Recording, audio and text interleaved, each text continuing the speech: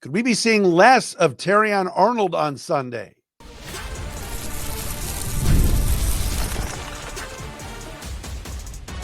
You are Locked On Lions, your daily Detroit Lions podcast.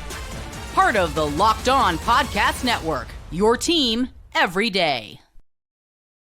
All right, what's good, everybody? Matt Derry with you on a Wednesday edition of Locked On Lions right here on the Locked On Podcast Network, your team every day. Wednesday, September 24 is today. We are into Thursday, September the 25th. Spencer German, Locked On Browns, will join us tomorrow for the Thursday crossover. Our good friend, the legendary Andrew Siciliano. He's got 17 podcasts out. We'll plug all of them. He's also the radio voice of the Cleveland Browns. He's going to join us today on the show. We'll get the lowdown on the Browns, get Andrew's thoughts on the Lions, and much, much more here on this Wednesday edition of Locked On Lions. Today, we are brought to you by our friends at FanDuel. That's right.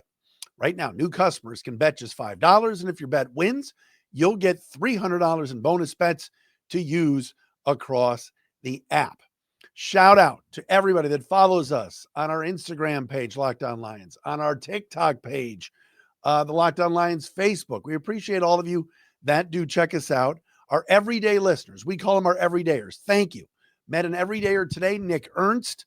Nick is a great dude, and he loves the show, wakes up every day. His family has had season tickets for the Detroit Lions since 1934. Yes. So shout out to Nick, one of our everydayers. If you want to be our call of the day, we'll likely do one on Friday. You can do so by leaving us a voicemail at speakpipe.com/Derry podcast page. All right, before we talk to Andrew, big news today is the Lions, first of all, are taking a couple days of rest here with a short work week. Dan Campbell, the head coach of the Lions, joined the Costa and Jansen show. He usually is on Tuesdays on 97 The Ticket. He was on this morning on the morning show there on 97 Fun. And he was asked about Terrion Arnold and the young cornerback's struggles so far this season. And really last year, too. He had a better second half than first half, but he's not, for a first-round pick, I guess, lived up to the hype yet. He's a young player. Terrion Arnold right now, according to Pro Football Focus, out of the 83 cornerbacks that have been on the field for 100 snaps, he is 77th out of 83 in pass coverage. 77th out of 83. All right, so that is what? Sixth worst out there. He has struggled. Had a better second half of the game on Monday night against Baltimore, but in the first half, picked on a couple of times. The DPI, defensive pass interference in the end zone on DeAndre Hopkins. And so today, when Campbell was asked about the struggles of Terrion Arnold, Campbell said, quote, he's a young player and he's working at it and he's going to get better. He's going to get better, but it's just going to take a little bit of time here. We're going to work through a few of these things, but look, every young player, they have these ebbs and flows of their career, or of a second-year guy, things of that nature. He's going to be all right, man. We're just going to keep working through it. Campbell then went on to say, and look, quote, we'll probably use Amik on some stuff too. Amik's a good player, so we're going to mix it up a little bit. End quote. So Dan Campbell is intimating that Amik Robertson, who last year played very well at the end of the year, filling in for Carlton Davis as an outside cornerback. Amik, of course, is the Lions starting nickelback, plays on the inside, probably doesn't play as many snaps as Terrion Arnold. But, Amik Robertson is going to get some opportunities more than Terrion Arnold, it sounds like, on the outside. And when you watch the Lions play and they're in their base defense, 4-3 defense, right? You see the likes of Aiden Hutchinson, DJ Reader, Tyleek Williams, and Al-Qadim Muhammad as the 4-down linemen. You see the linebackers, right? Derek Barnes, who Dan Campbell just went crazy about this morning on the radio, loving how he plays. Jack Campbell, and the GMPB Alex Anzalone. Then in the secondary, it's Terrion Arnold on one side, DJ Reed on the other, with Kirby Joseph and Brian Branch. So when they're in their base 4-3 defense, Amik Robertson is not on the field. And according to prideofdetroit.com, through 3 games, Robertson has played in just 51 of the team's defensive snaps. And they love Amik.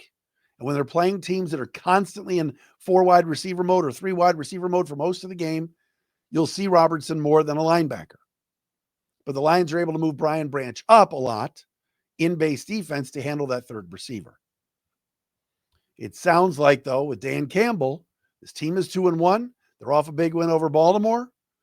They know they need every win. They're playing to win. They're trying like heck to get that elusive Super Bowl appearance. And they're going to give Amik Robertson more opportunities. So when they're in there 4-3, and 3 linebackers are on the field, it appears, at least according to Dan Campbell from the radio this morning, that Amik Robertson will get more opportunities because Terrion Arnold right now is struggling. And he is. Like I said, better second half this past Sunday, matched up at times with Zay Flowers and Tez Walker and a few others, and did a better job. The first half was a disaster Monday night for Terrion. The Green Bay game, not great. The whole game. So if they feel like Amik Robertson gives them the best chance to win with the 2 corners on the field, then you're going to see more of Amik and less of Terrion Arnold. And I can't blame Dan Campbell right now. You've got to put your best players out there. There's a lot of times I wish Brad Holmes would have drafted Cooper DeJean, right? And not Terrion Arnold. And I'm not going to sit here and read you the PFF grades through 3 weeks. I'm just throwing it out there. Brad Holmes has done a masterful job with this roster. He's an excellent drafter. He knows a lot more about football than I do. I told you leading up to the draft 2 years ago, I loved DeJean. I loved his abilities to play on special teams and return. And of course, he was taken after Terrion Arnold. The Lions traded up to get Terrion Arnold. All right, Andrew Siciliano is going to join us next. The original host, the host of the original Red Zone channel. We'll get Andrew's take on all things NFL, Lions, and Browns. He's also the radio voice of Cleveland Browns. We'll do that coming up next.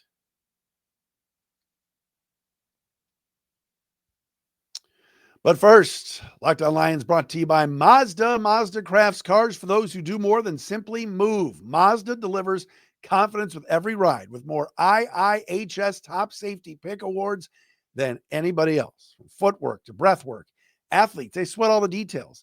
Mazda brings the same intention to how we craft every model. You can make everyday drives feel like anything but, from smooth handling to intuitive controls. Like our players, we sweat every detail because when you make every move count, impossible becomes irrelevant. Mazda, move and be moved.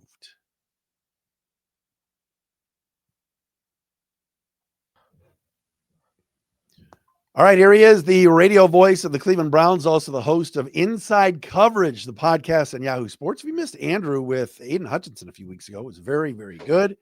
Andrew Siciliano is with us here on a Wednesday Locked On Lions as Andrew is invading Ford Field on Sunday. What's going on, buddy? I'm not invading anything, and you're way too kind. It's good to talk to you. Happy New Year. How the heck are you? You know how I am. I'm the same as you. We're basking in the glow of a nice comeback here. I wish. Where is it? Going around the home office. I'm tied down right here. I don't think I can get it. I have my Albert Jawan Bell bobblehead where he's got the bicep flex. You and I were at that game, correct. The 95 playoffs, in which he took out Rick Aguilera. Kevin Kennedy took the bat. Believe it was Cole Nidre, a Cole Nidre tradition unlike any other. A Tony Pena walk-off in the rain. That's correct. And I should put that up here on the shelf. Somebody asked me the other day if my dad was at that Pena game, and I said no. My mom made him go to services, but me and my brother and Andrew Siciliano, we were there until 2 I think we took your uncle's seats or something. I believe the call. We were in my dad's seats. What's your uncle's name? Kenny. Okay. Yeah. You called me. I was at my grandmother's house in Lyndhurst. And get down here. You called me, I believe, on my grandmother's home phone. Because I don't even know. Did I have a cell phone then? Maybe I did. You did not have a cell. That was 1990. Right. No way. All I know is that you called me, I pick up the phone, and you go, "Hey, Uncle Kenny's going to services. No, it was my dad. And it was my dad. Yeah. He's like, I go, and he goes, I'll pick you up in an hour. That's right. That was a real bone of contention in my house for a few weeks, but it's all good. It all worked out. But yeah, man, there's a lot going on. Certainly. Have you been to Ford Field? Yes, you have, right? I have. I've been to. So I was at the Super Bowl at Ford Field. Have I been to a game since at Ford? I haven't. The last time I was at Ford Field, Darrell Jackson got called for pushing off. It was that long ago. Yeah. Last time I was there. Can't wait, honestly. You got to look up. I don't remember what year it was. That was the stat. The Lions played the Browns at Ford Field in a regular season game, and that was the Stafford pop the shoulder in game. Yeah, the shoulder game. Yep. And that was the Browns actually scored a lot of points that day. But that was a wild game. I'm not expecting that kind of game this Sunday. I don't think you are either. Last Browns win in Detroit. Sam Rutigliano's Browns won 31-26. Brian Sipe threw 4 touchdowns. Mike Pruitt ran for $137. That was week 2, 1983. Wow. At the Silverdome, I'm assuming. At the Silverdome, yeah. Yeah, that's crazy. That's crazy. You had some fun this past Sunday, my man. You and Nathan on the Browns coverage. I've seen the videos. The Andre Schmidt 55-yard field goal. You probably did not expect the Lions to do that to the Packers, huh? Or the Browns either. Yeah. Browns, excuse me, Browns. No, it's good. We're all friends here. Pick each other up. So week 1, I was absolutely unequivocally convinced the Browns were going to beat the Bengals. Like, I don't gamble. I don't bet. I would have bet the house I'm sitting in right now that they would have beaten the Bengals. And guess what? They were the better team. Entirely the better team that day. And then they lost. And it wasn't just on Andre Schmidt. There are other things. I mean, the 2 Flacco picks both should have been caught. There are other things that day that went wrong where all you needed was like one of 7 different little things to happen. And they would have won, but they didn't. And then Andre Schmidt came back with a perfect week in Baltimore, 3 for 3. I mean, he did his job. He doesn't need flowers for hitting all 3 of his makeable kicks in Baltimore. And then last week he did his job. Again, I was honestly more nervous, Matt, on the extra point after the Judkins touchdown to tie the game than I was on the 55-yard field goal. Because if you missed the Judkins PAT, then you're like, all right, same story. He's done. Right. Yeah. It's same story as week 1. You missed the PAT that could tie it, and you're a point down. And that's the story. Period. End of conversation. And they likely lose. On the 55-yarder, I actually was reasonably calm, although the call, you wouldn't notice it. And there was a flag. The call that's being played is slightly edited because I'm like, he made it, he right down the middle, he nailed it. And then but wait, there's a flag. Just to let's be sure there is a flag. And then Nathan's like, no, Packers jumped. I'm like, all right, good. And the Browns, they've beaten the Green Bay Packers. He would have had a second shot, is my point. He would have had a second shot from 50, lost in all of this, but he didn't need it. He nailed it. And at least moving forward, it's a great story of redemption. He's the AFC Special Teams Player of the Week. There's actually, if you want to unpack that, there's 3 really good redemption stories in the Players of the Week this week. You have Caleb Williams, who had that really bad first or second half week 1 and was week 2. And then there's Isaiah Rodgers with the Colts, who a couple of years ago was suspended for gambling.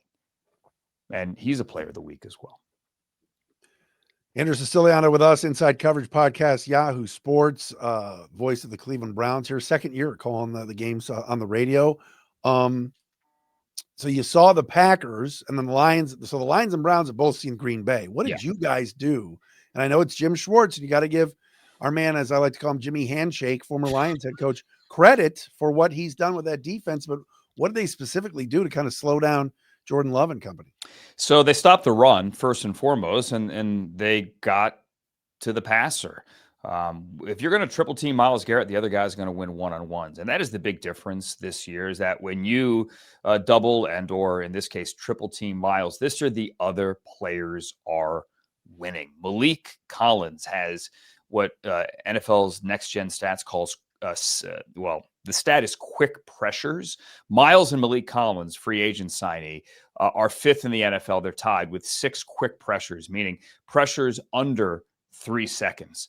He's getting to the quarterback. He had a sack and a half. Mason Graham's getting to the quarterback. He finally got his first sack, but he's getting those pressures. Isaiah McGuire has truly taken his pass rush game to another level this year. You throw in Aiden Huntington, the undrafted rookie from Tulane. What a story he is. Alex Wright got a sack this week. All the other guys are winning. It isn't just Miles. But Miles still does have 4 sacks, and he's leading the league in TFLs, and he led the league in TFLs a year ago. The pass rush is getting home. Now, right now, the concern is the back end, specifically the depth at corner.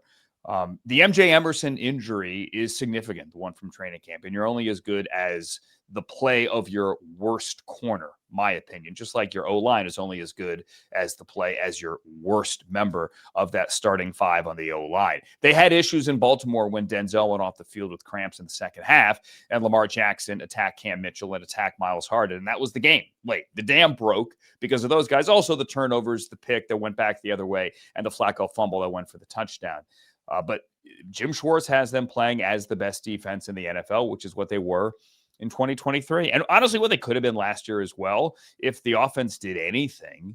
But the defense was on the field 70 snaps a game, and that's not sustainable. Yeah, you mentioned Mason Graham before. Everybody knows him from Michigan around here, and people around here knew he was going to be a really good pro. Browns took him very early in the draft, and man, he's been awesome so far, huh?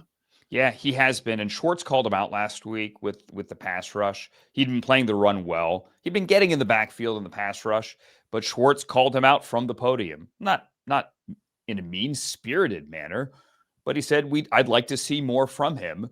And then second play of the game, he and Malik Collins meet at the quarterback. So he has really, really been playing well. And the stat sheet doesn't always tell the story for an interior defensive lineman, but there have been splash plays, not as many perhaps as the stat sheet or the highlights would show for, say, Carson Schlesinger, the 33rd overall pick, but they're both playing exceptionally well. And the entire Browns quarterback, or the entire Browns rookie class, aside from the quarterbacks, has been lights out. That's all anybody Drew talked about was Shedeur, Dylan Gabriel, heck, even Kenny Pickett, 4 quarterbacks. Technically had 5 if you want to count Watson. And, Joe Flacco's gotten the start right the first 3 weeks. Are there whispers that eventually they're going to just let Gabriel play, or is it just too early for all that stuff? I think it's eventually going to happen. I don't know. Well, it's not going to be this week to start, certainly. The schedule's awful. You know this. The first 6 games, brutal. They have 3 straight here against the AFC or the NFC North. That's after the Bengals and the Ravens to open. And then you come home without a bye after the Vikings in London. And then you go to Pittsburgh again, as they are well rested because they do get a bye after their game this Sunday in Dublin. It was never going to be a rookie from day one with that schedule. I thought it was going to be Kenny Pickett from day one, because they really did think that for the price of a 5th-round pick, they had a reclamation project that they could turn into a really good bridge quarterback. And maybe they strike gold a la Darnold or a la Daniel Jones or a la anybody. I don't know. Pick a bridge quarterback on a reclamation project over the years. But then he got hurt. And if, the big what if is if Kenny Pickett hadn't pulled his hammy and basically missed all of training camp for 11-on-11 duties, would he have been the starter, and how would that change things? Does Kenny Pickett beat the Bengals? I don't know. I don't think he beats the Ravens. Maybe he beats the Bengals, but we can't play that game. Flacco's 2 picks weren't his fault in that game. But they've moved on. Next guy up is clearly Dylan Gabriel, not Shedeur Sanders. I know Dion says that eventually Shedeur gets a shot this year. That might happen, but they think Gabriel is ready if and when they call upon him. And Flacco through 3 games has been what in your mind? The offense just overall hasn't been there. There have been plays left on the field, I think, with some of the deep shots. Certainly week 1, maybe not as much week 2, definitely last week. And Flacco said it on the podium immediately after the game. You go look at the all-22. It's not just the flea flicker where he went tight end screen to Fannin. There were a couple of other plays where you're like, all right, why aren't you taking those intermediate to deeper shots? Maybe not deep, but certainly intermediate. And Flacco says, and he said this today, looking at the film, there are some where I'm like, yeah, maybe I could have done it. And there are some where I go, okay, now I see why in that moment my gut told me to not throw that ball. So it's not as if there are 500 yards that he's left on the field, but there have certainly been some plays that you would like to hit, opportunities that you would like to take. All these teams are playing the Browns with 2 deep safeties, cover 6, whatever. They're making the Browns go dink and dunk and making them take everything underneath. I think the curious test this week is that obviously it's not how the Lions play. They're going to play a man. They're going to play a single high. And can they take more explosive shots this week compared to the coverages they've seen the first 3? Want to get Andrew's thoughts on the Lions? I know he was watching Monday night as they took on the Ravens. We'll do that coming up next.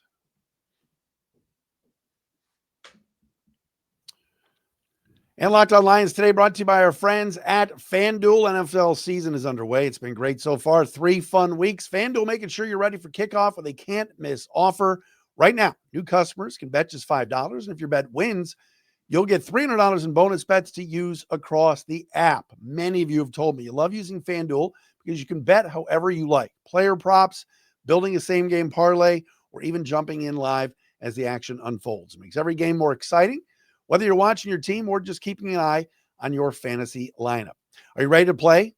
Easy. Download the FanDuel app now by visiting FanDuel.com to get started. That's FanDuel.com to place your first $5 bet. The great Andrew Siciliano with us, the original host of the Red Zone channel. We always throw that out there. Yahoo Sports Inside Coverage Podcast. Check it out. If you missed Andrew with Aiden Hutchinson, I thought you guys had good chemistry. That was probably fun to talk to him a couple weeks ago, right? It was fun to. I love that guy. It was fun to talk to him. It was before week 1, obviously, and just full disclosure, we pre-taped that a couple of days before it actually ran. Sometimes when you're doing promotional tours, they say, "Hey, you got to wait until X day to release the interview." So I really did want to talk to him about his contract. Unfortunately, it was one of those ones where it's like, "Well, what's the chance it gets done in the next 3 days?" And then you have to throw out half the interview. So I totally steered clear. But I'm happy the guy's back and healthy, and he looked great on Monday night. Yeah, he did. I know you watched that game, obviously, and prepping for this Sunday in your broadcast. What'd you think of the Lions? And, man, I mean, you watched plenty of Ravens football over the years. Detroit went in there and really kind of just pushed them around. That was crazy, huh? Which was obviously the total opposite of the last time there, which was a rallying cry, obviously, for Dan Campbell the entire week leading into the game. I thought they did an amazing job with keeping Lamar behind the line of scrimmage. Jack Campbell played a great game. Anzalone played a great game. Their linebackers collectively had a great game to sack Lamar. Actually, to sack any quarterback 7 times is a huge headline. To get that guy 7 times is an all-time performance. And then offensively, look, they did what they wanted to. And that Ravens defense is a massive, massive issue. They've given up the most yards in the NFL. The Baltimore Ravens have given up the most yards in the NFL. They are 1-2 when scoring 30 points because they've scored 30 in every game. The rest of the league, I think, is 19-2 when scoring 30 points. They're almost turning into last year's Bengals, which is a headline I don't know that any of us would have expected before the season began. So if you're the Browns, what worries you the most about the Lions on offense, and what you know about Cleveland and calling their games? What concerns you? I would say just their run game. Browns have shut down the run. They're the number 1 run D in the NFL. They're allowing 57 yards a game on the ground. They've allowed only 172 yards on the ground. But the Lions dedicate themselves to the run. So do the Ravens, don't get me wrong. But you have to find a way to do it again. And they have a big offensive line, obviously. The interior of the Lions offensive line, I think, obviously, you could speak to this, Matt, a little more susceptible than maybe some other teams. And the Browns have been winning. We mentioned Malik Collins and Mason Graham and Aiden Huntington, for that matter. Don't sleep on that guy on the inside. And then Laporta is a challenge. Browns linebackers have been playing great, phenomenal, but Laporta is a different kind of challenge. And then Jamison Williams just has that speed where if you're going to play single high, you are susceptible to that guy running past everybody, and he could do that, obviously, regardless of the coverage. It's interesting. Yesterday, I was talking on the show about the ESPN Power Rankings. Look, it's early in the year, and do you really care? Or was it just a show topic? Can I call BS on you? Do you really care? I wasn't that passionate about it, but Okay. I was kind of making a point that the Lions, from a national perspective, are 2-1, and all these 3-0 teams are behind them because maybe nationally people are respecting Detroit. But yes, power rankings 3 weeks in is kind of a podcast bit. But with that being said, to only be behind Philly and Buffalo, what does that tell you about what people think of this team, right? I think it tells you that the last 2 weeks have been phenomenal. After week 1, we're ready to write off the entire team, right? I know. Right. Oh, it's all over. It is over because their coordinators are gone. And there was no motion offensively from right. John Morton. Week 1, no motion. It's over. This coaching staff is now overmatched. I mean, come on. They're fine. They're going to be fine. We had the question last week on the show I was doing. Is Baltimore Detroit a Super Bowl preview? Because when the schedule comes out in May, Super Bowl preview, week 3. And then considering the way the two teams played, you get there and you're like, I don't know that this is a Super Bowl preview anymore. But the majority of people looked at it and said, I don't know that the Lions are the Super Bowl team, but the Ravens certainly are. You come out of it, I think most people look at it the other way. Well, the Lions are still there very much in the conversation, even though the NFC is great. But I don't know that the Ravens are anymore. The Lions were going to figure it out. Dan Campbell wasn't born yesterday. They figured it out. They are very much a work in progress. And this week they face the best defense in the NFL. Not trying to oversell it. The numbers say it's the best defense in the NFL. The story of this game, as it has the first 2 weeks, will come down to, can the Browns do anything offensively?